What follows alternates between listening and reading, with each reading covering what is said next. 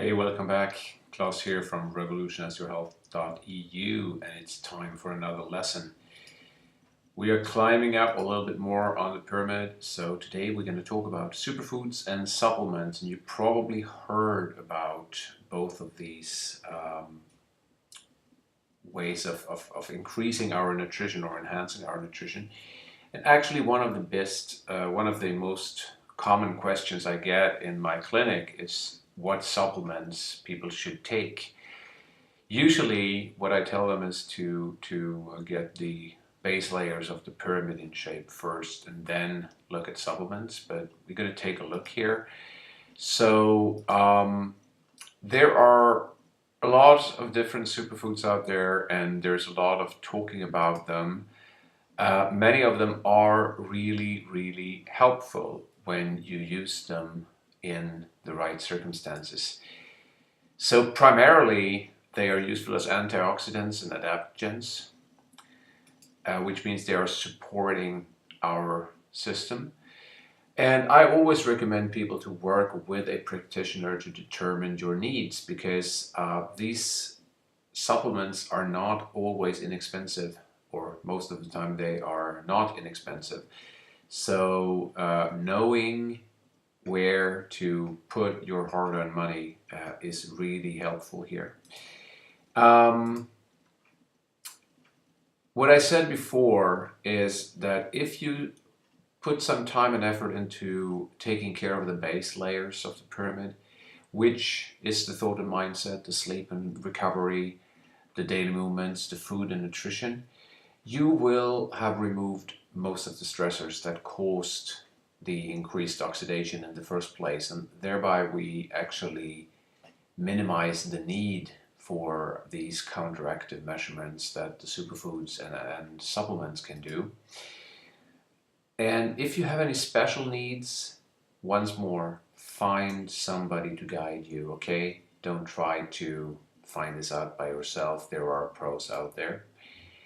And still, in our society, there are a few supplements that most of us just need to do supplement with.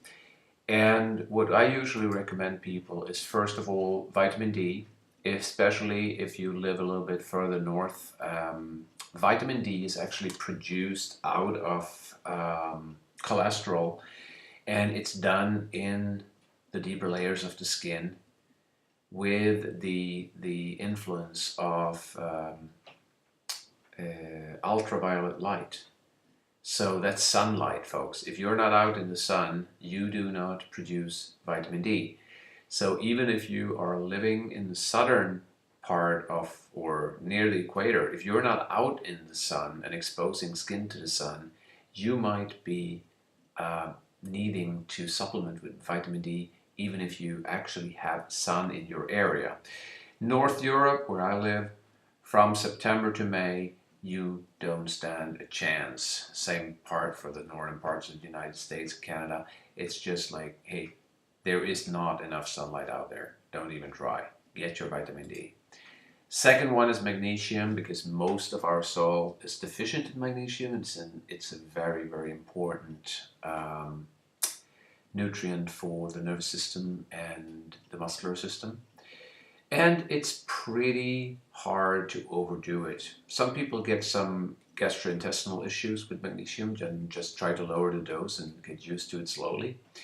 And you will get some gastrointestinal issues long before you overdose magnesium. Let me promise you that one. Try it, see if you sleep better, see if you relax better. It's also always recommended with cramps. It's mostly hydration and electrolytes, and magnesium is one of the important ones. And lastly, omega-3 fatty acids. If you do eat some fatty wild-caught fish a few times a week, you probably got this covered. But remember that most of the store-bought fish is actually, it's farmed, and it's fed grains, and there is not that much omega-3 in there. So take a look at where you source your fish. If you eat a lot of sardines, mackerel, or wild-caught salmon, you're probably good. If not, you might want to find a good omega-3 supplement. All right, that's all for today. If you see this on Facebook or YouTube, pop over to revolutionisyourhealth.eu. You can get on the list, and I promise you, you'll get a little surprise if you sign up. So for now, just thank you for watching. Love you. Take care. Be well. Be good. Peace be the journey. Have a great rest of the day.